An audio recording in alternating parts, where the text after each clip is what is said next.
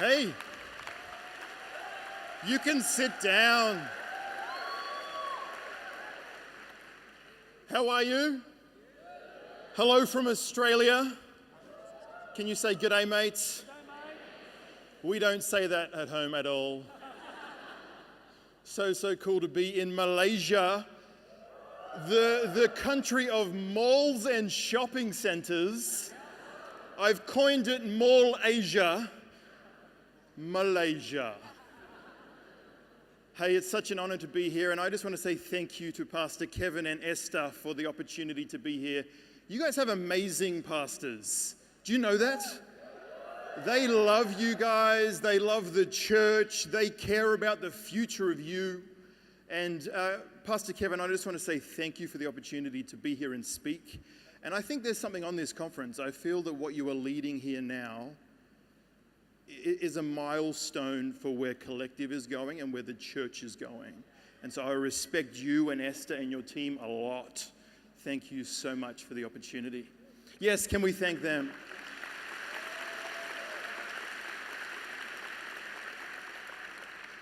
So I'm 32, married to a babe. My wife, we've been married 6 years. She is the best. I know you're thinking, how did you get her? I still don't know, but I'm just so glad I did.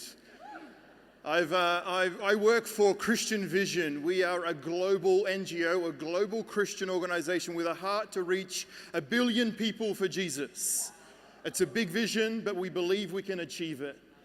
And what I want to talk on tonight is killer robots, Jesus, and the church. Are you ready? Yeah. All right, can I pray for you? Lord, Jesus, we're so grateful for who you are and what you've done. Lord, we just stand in awe of who you are, Lord, and I just pray tonight that you anoint my words, and Lord, that this conference would be something different in all of our lives. And Lord, I pray when I grow up that I would be as cool as Pastor Kevin. Amen. Amen. When I was 10, I almost killed my best friend.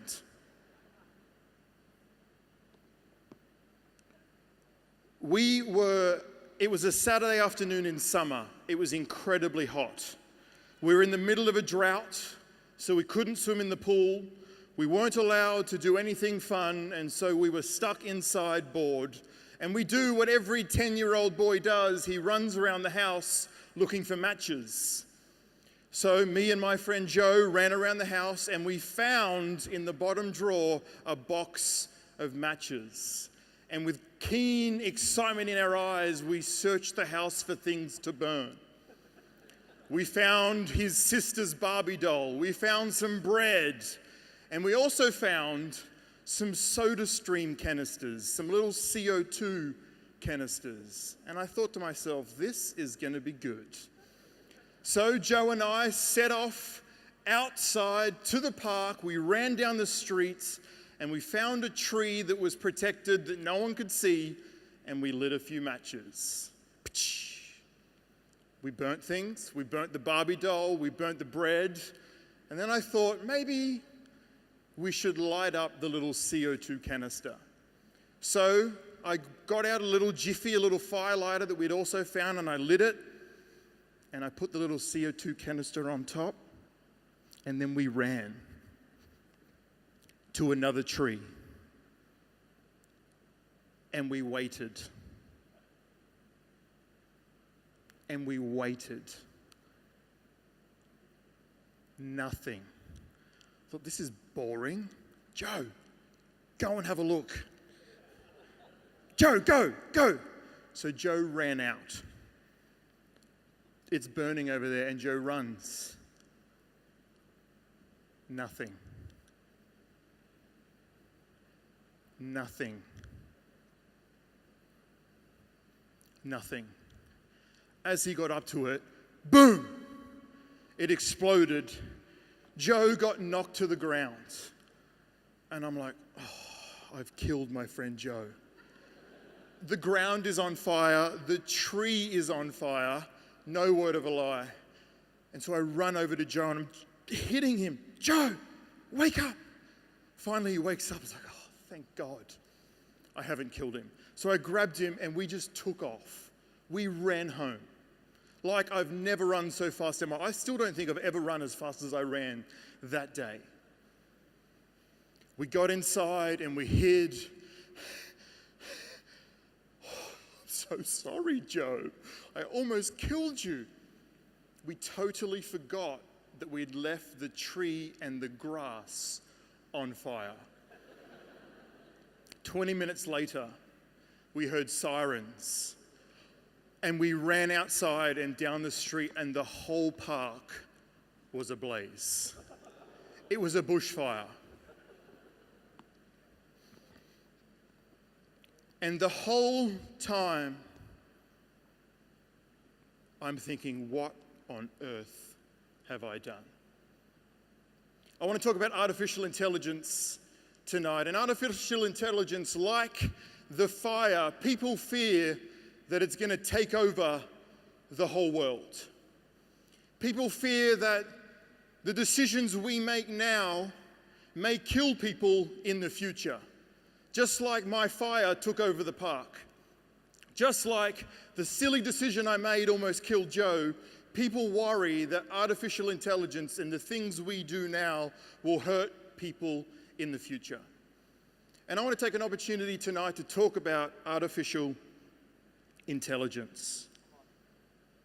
Thanks to books and movies, we all have an idea in our head of what artificial intelligence is. We think it's killer robots. We grew up watching too many movies. We watched The Matrix, we watched Blade Runner, we watched iRobot, and we think AI equals killer robots.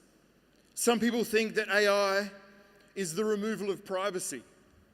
We think that the government's going to watch everything we do because they're monitoring everything we do. Others think that AI will steal our jobs. And the future is bad because technology is going to steal who I am. Can I say that if your identity is in what you do, maybe it's time to realign your identity with Christ? Because the truth is, sure, artificial intelligence may take your job, but it can't take who you are. And if your identity is in what you do, I want to encourage you tonight, hey, pursue God and find who you are in Him. AI truly isn't killer robots. It may take some jobs and it may impede on some privacy, but really, simply, AI is... I've scrolled way too far in my notes. Like, so far. I've scrolled to the future. Simply, AI is the broad area of computer science. It's a section of computer science with the development of computer programs to take large amounts of data, predict actions, predict the future based on data. And it's the attempt to mimic humans. We want to take a machine and give it what humans have. We have the ability to reason. We have the ability to love. We have the ability to make decisions. AI is simply software built to learn, problem solve using large-scale data. It's not a new concept.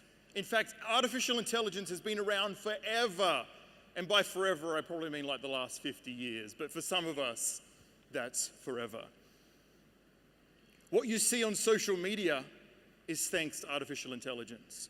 When you scroll on Instagram, the algorithm is deciding what you see. That's a computer program taking in the data of what you like and feeding you what it thinks you need.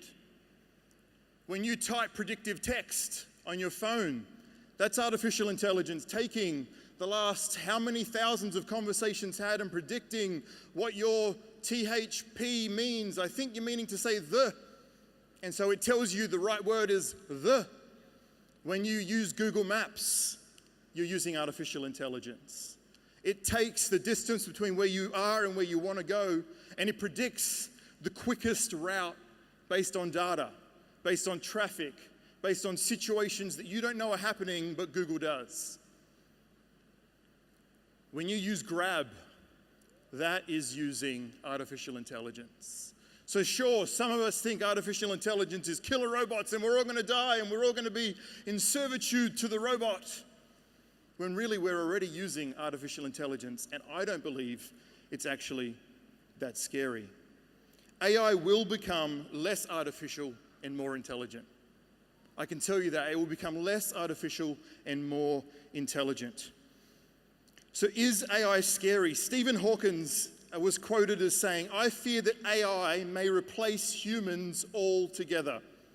Technology needs to be controlled to prevent it from destroying the human race."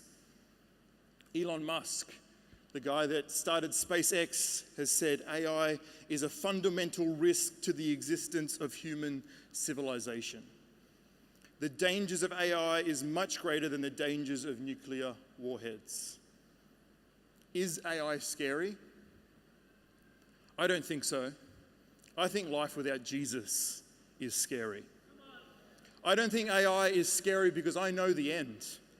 I know the end of the story. I know the future. The God who owns tomorrow has said, it is good, it is finished, and He is in control. AI doesn't scare me. But I do believe that AI is a technology that should make us think deeply and should make us think differently. It raises questions like, who will determine the ethical boundaries of artificial intelligence? What is right and what is wrong? If we can't define our values for ourselves, how can we expect a computer to do that for us? What effect will AI have on the value and dignity of human work? Will AI result in unemployment? Could AI have a role to play in future peacemaking? Does the fact we can mean we should? And how would artificial intelligence impact what it means to be human? I don't believe the question is artificial intelligence good or bad? I believe the question should be, how can we use artificial intelligence for good and not bad? And so I want to say tonight that I don't believe that AI killer robots will take over the world. I do believe, however, that AI will help take the gospel all over the world. In the same way that the Roman road was revolutionary for the spread of the good news of Jesus, I believe AI will be. For the same way that the printing press was exponential in the release of the Bible to be spread across the globe, I believe that artificial intelligence will be revolutionary. The same way that the TV was and the same way that the internet was, I believe that artificial intelligence can help us take the good news of a Savior that loves the world to the world. And I believe that AI will be revolutionary in spreading the gospel like wildfire. AI doesn't remove the responsibility of us to share. Really, it just gives us more of an opportunity to share. And AI doesn't change the message. It just changes the method upon which we use to share the good news of Jesus. I know that AI will help spread the good news. I just know it because God's on my side, and I know that He determines my steps, and I know that He determines the steps of the world. And we think that sometimes things happen are bad, when the truth is He can use all things together for good. But I know that AI will help spread the good news of Jesus because the gospel always finds a way. Sure, governments, technologies, companies try and shut it down, but you can't shut down the good news of Jesus. It always finds a way. Consider the church in China. Do we have any Chinese here tonight? No. It's because you're all in church in China. There's 1.4 billion people. It's the largest people group in the world. And in the 1940s and 50s, Chinese communist leader envisaged China as a world without Christianity, as a world without Jesus. In fact, a world without religion at all. But 70 years on, the plan is completely failing. Sure, it's been a communist nation for a very, very long time, but in an attempt to stamp out Jesus, in an attempt to stamp out religion, the gospel is on fire through China. Amen. There are thousands upon thousands, and could I even say millions of Christians in home churches in the underground church in China. And this quote, it is estimated that China will be the largest Christian nation in the world by 2030, topping over 250 million believers. I know that AI will help because the gospel always finds a way. Consider the church in Iran and take Iran as an example of what God is doing across all Muslim nations. The Iranian Revolution in 1979 established the hardline Islamic regime that violently opposed Christianity. All missionaries were kicked out, Bibles were burned, pastors were killed. And in the past 40 years, since Christianity was banned, more Iranians have become Christians than the previous 13 centuries put together since Islam came to the nation.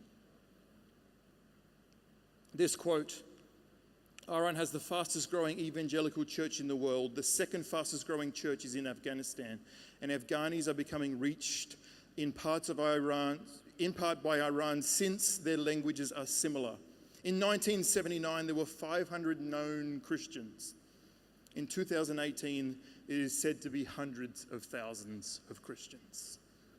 And so I know that this technology will help take the gospel forward because the gospel always finds a way.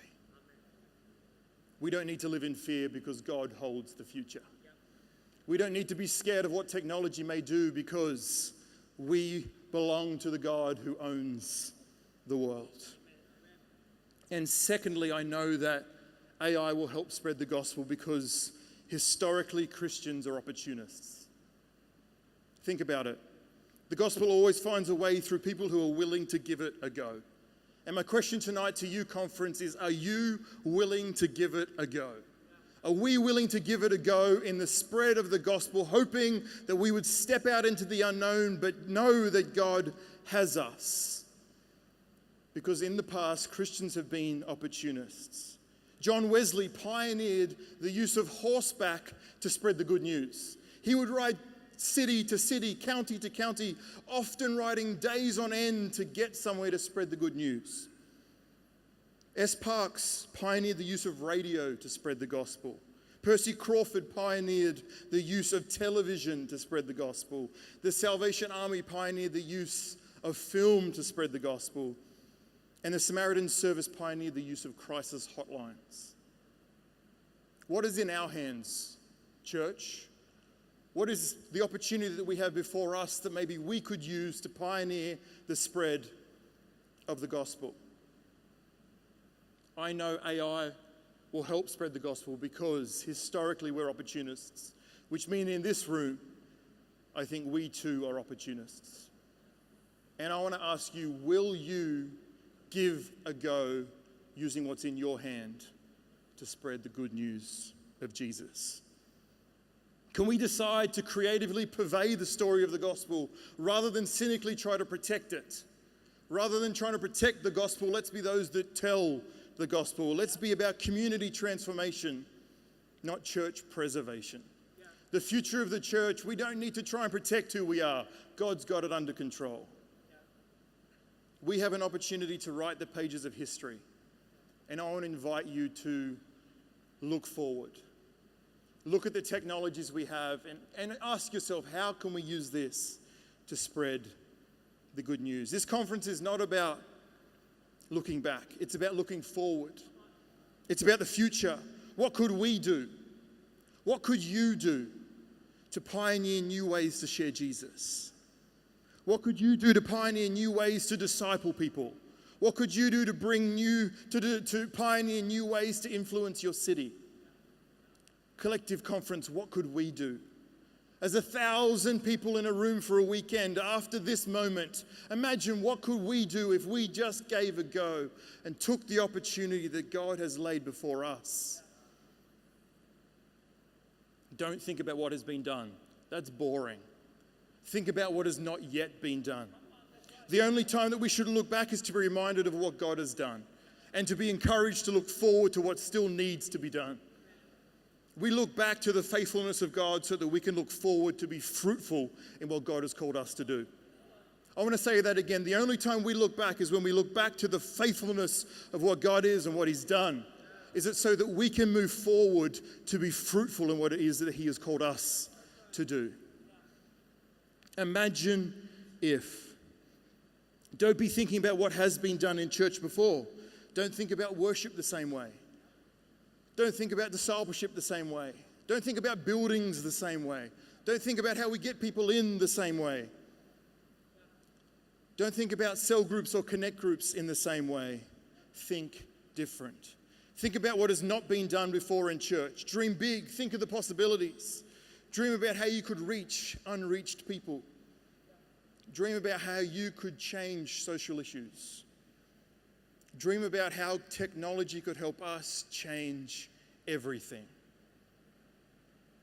I want to ask you this question. Imagine if we used AI. Imagine if the church used artificial intelligence to translate the gospel into any language at any time in real time. Imagine if we developed unique ways to share Jesus with those with a disability. Imagine if we use AI to intercept people considering suicide and bringing them hope immediately. Imagine if we could answer any question about faith at any time live. And imagine if we could use artificial intelligence to introduce people to Jesus and to connect them to a local church. People use AI chatbots when they need to fix an internet issue. Imagine if people could use AI chatbot to fix a soul issue. People use AI to access predictive text on their phone. Imagine if AI could help people get a predictive text to God's word for their life. People use AI to get street directions on Google Maps. Imagine if people could use AI to get life direction. Oh, you liked that one, did you?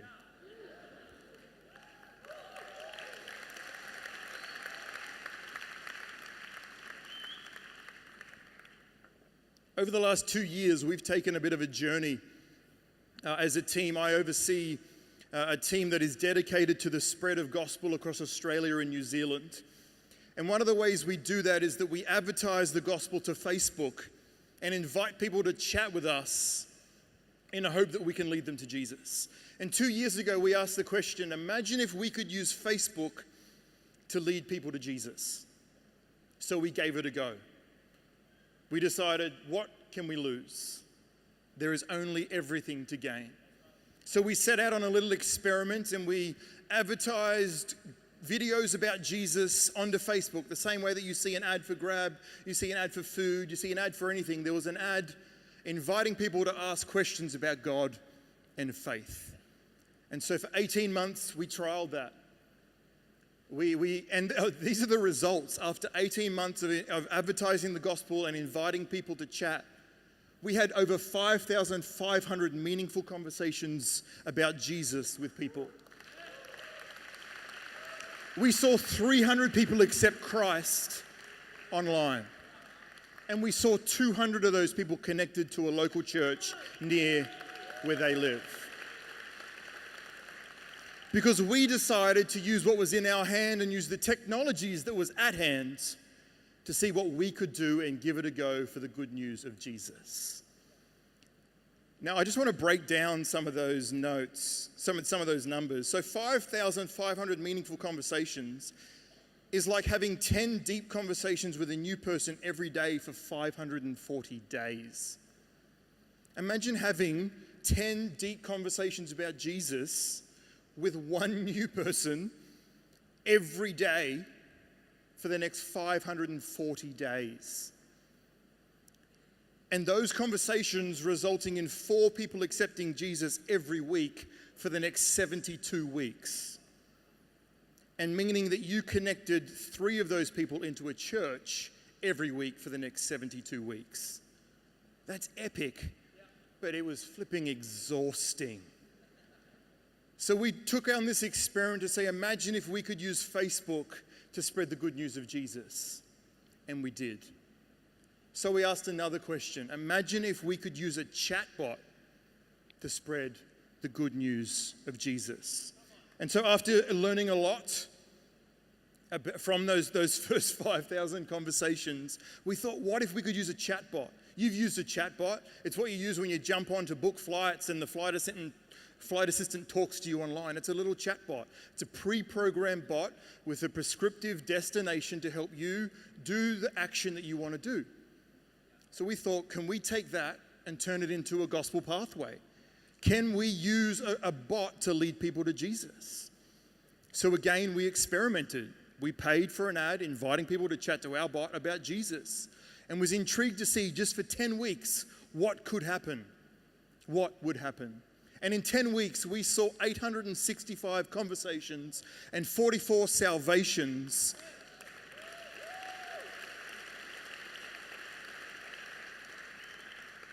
from a bot. We slept while most of that happened. So while I was sleeping, the bot we created led 44 people to Jesus. And when we woke up, we were able to chat with them and connect them to a local church. Collective, will you give it a go? Will you use what is in your hand and what is at hand to spread the good news of Jesus?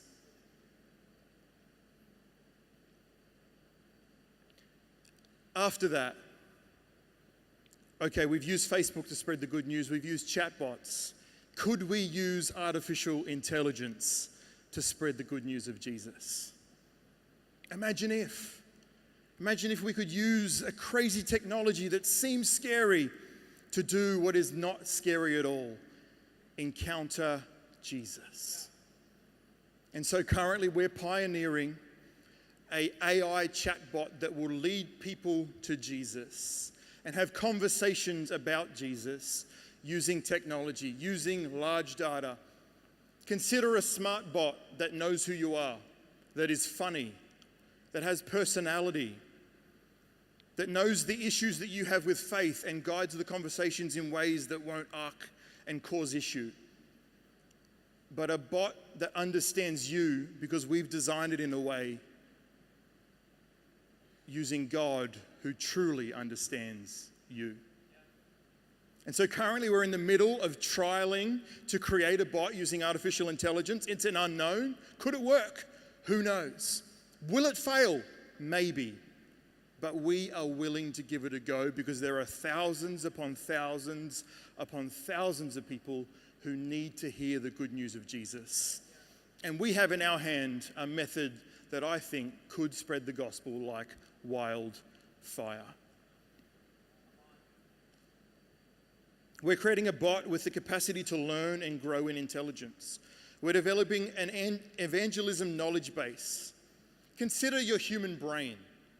We're trying to develop an artificial brain full of data, full of information, full of conversations, full of words, full of personality, full of the goodness and the grace of God. We're trying to develop a bot that has the capacity to plug into any chat platform. Imagine a knowledge base that you could plug into Facebook chat, that you could plug into WhatsApp, that you could plug into Line, that you could plug into Telegram.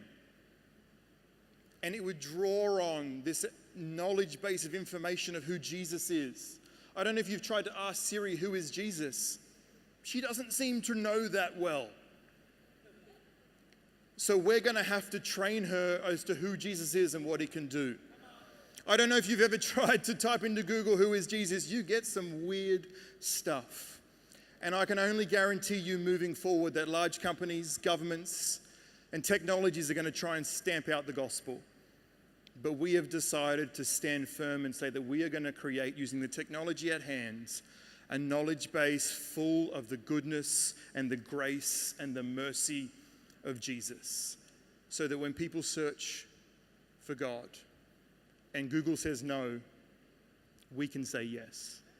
That when people search for purpose and calling, Facebook may shut them down, but the goodness of God always finds a way.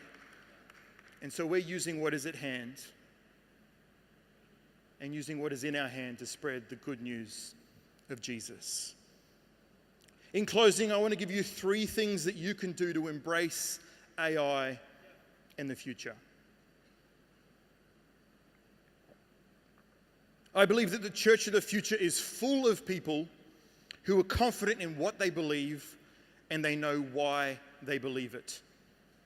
Let me say that again. I believe that the church of the future is full of people who are confident in what they believe, and they know why they believe it. Too often, people know they believe something, they know the what, but they're unsure of the why. People don't buy your what, they buy your why. People don't care about what you do, they want to know why you do it. And so the future church, collective, us in the future, we need to know why we believe what we believe. To embrace AI in the future, we need to know this. AI will begin to affect every industry. Strong Christians with strong values are needed in every industry. AI will become hugely value and ethics driven. AI does not control itself. People control AI. And I want the people that control AI to have good values and good morals, which means we're going to need some Christians talking into the ears of those in governments and those in high places of decision making, and some Christians even in those places of decision making. Because people control AI. So let your strong values make you a valuable person. When it comes to your workplace, when it comes to your industry, may your values and your morals be what makes you a valuable person. Sure, you've got skill. That's awesome. So does everyone else. Not everyone has strong, godly values and morals. The church of the future is full of people that know why they believe what they believe. How will machines know what we, society, value if we don't know ourselves? I don't know if you look at society at the moment, but we don't know what we want to believe. We don't know what we think is right and wrong. We're trying to work out, are you a man or a woman? Or do you want to be whatever you want? What is good and what is bad? The world has no idea. And if the future of a technology that's so based on moral and values is at the hands of people that actually have no idea what they want, that can be scary. The rapid growth of artificial intelligence is currently forcing us to question our morals. Soon it will be forcing us to question our purpose. Do you know your purpose and do you know your morals? Know the why to your what. Begin to form theories and opinions based on biblical values. If you have questions, search out for the answers. There's nothing wrong with questions. Asking the why is so important, but make sure you find an answer to the question. Become confident in sharing your values and know how your beliefs can shape your society. The church of the future is full of people that know why they believe and they know how their beliefs can shape their society. How do your morals and your workplace collide? How do your values and your hobbies collide? How can your beliefs make society better? And become confident in sharing those things. Number two, the church of the future is full of people who are diverse in skill and high in capacity. The church of the future is full of people who are diverse in skill and high in capacity. To embrace AI in the future, we need these two things. We need to become diverse in our ability to act and high in our capacity to perform. Do you remember what life was like before the iPhone and before the smartphone? Can you remember? It's been around for about 15 years, meaning that 15 years ago, half the jobs that exist right now never existed.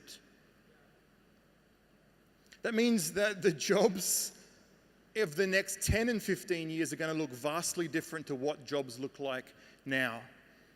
15 years ago, I wanted to be an architect. Now I'm pioneering an AI chatbot. The things I wanted to do 15 years ago, I couldn't even imagine what I'm doing right now. And so the church of the future needs to be full of people that are diverse in skill. They can offer a lot to an organization. They can offer a lot to where they are because they are diverse in capacity and ability. Don't put all your skills in one basket. Have many forms of talents and work that you can provide for the economy. Some possible areas of skill worth pursuing in the future. problem solving. Problems we've never even thought of will begin to exist. Critical thinking. We won't have time to make decisions, so the capacity to critically think is going to be imperative. Creativity. Creativity will set you apart. Ethics. Companies will soon need ethicists advising every decision. If you're considering what to study at university, I recommend studying ethics, because you may just come the defining direction of a key organization because you decided to trust God and study what was needed for the future. Conversation design, I believe, is the next large wave of digital marketing jobs. People having the capacity and ability to design conversation. We all converse, we've learned to converse from a young age, but we haven't necessarily designed that conversation. We just say things because our brain has thought of them. But there's a sense that people are going to begin engaging with artificial intelligence in a way that is going to have to be designed. Smart communicators take people on a journey. They know where they're going, and they take people with them. Artificial intelligence is going to need people who can design conversations to take them where they need to go. I think voice will become a big deal. Consider Alexa, consider Google Assistant, consider Siri. What happens when we remove the ability to type into Google? You're going to have to say something. So the ability to design that conversation is a big deal. And data analysis and science. God made you analytical for a reason. And we're coming into a point in history where that is going to be needed in a huge capacity. If artificial intelligence replaces your job, will you lose your identity? If so, now is a good time to reevaluate the source of your value attribution. And if our identity is found in a task and achievements, what happens when we realize a machine can perform better and achieve more in a shorter time? There are some aspects where artificial intelligence will take jobs, but I think that's okay because it's going to make, it's a humanizing technology in a sense that we are worth more than a hard labor job. We are worth more than just filing bits of paper. We are worth more and can bring more to society than half of the jobs that are currently being performed across our globe. So sure, we may lose some jobs, but we have an opportunity to diversify ourselves and engage in careers that are actually humanizing. AI can't do what humans truly can do, which is feel and sense, have empathy, bring love. Machines can't do that. Sure, they may do the hard labor, but they can't bring what is truly unique to us, and that's a touch of God. And finally, number 3, the church of the future is full of people who are willing to give it a go and do whatever it takes. 2 years ago, we decided to do whatever it would take. We decided, could we spread the gospel using Facebook? I've got no idea. But 2 years later, we're now pioneering an artificial intelligent bot because we decided to give it a go. And the church of the future is full of people who are willing to give it a go and do whatever it takes. Because of that decision 2 years ago, 1 million people have heard the good news of Jesus. Hundreds of people have met Jesus and are now in local churches. You can do what we've done and more. I stand as a normal guy that isn't necessarily that trained, but here I am leading a project because I said to God, hey, I'll do what you need me to do. I'll do whatever it takes. And conference, I want to encourage you, if we can say, I'll give it a go, and I'll do whatever it takes, Lord, use me for where you need me, it's amazing where we find ourselves. Don't look at the hurdles or the issues. Look at the possibilities and the opportunities. Amazing things await on the other side of your I will give it a go. Amazing things await on the other side of your yes to God's call. What is it that God's been asking you that you've been putting off? What is it that you know you were called to do but are too fearful to act on? Who has God been putting on your heart to reach out to? And when was the last time you did something crazy for Jesus? Doing whatever it takes isn't always easy. Making change isn't always easy. It's one dirty foot in front of the other. It's cold nights outside. It's early mornings in prayer. It's working when others are playing. It's spending time with people you don't normally spend time with. It's taxing on your finances and your dignity. But luckily, making change isn't a matter of ease, it's a matter of calling. And church, I want to encourage you and remind you that each of us are saved and called. We are saved from sin and called to an eternity with Christ. And we are also, part of that calling is to invite others to accept Jesus. Now is the time. The future awaits your next move. And those in the future will thank you for giving it a go. Thanks so much.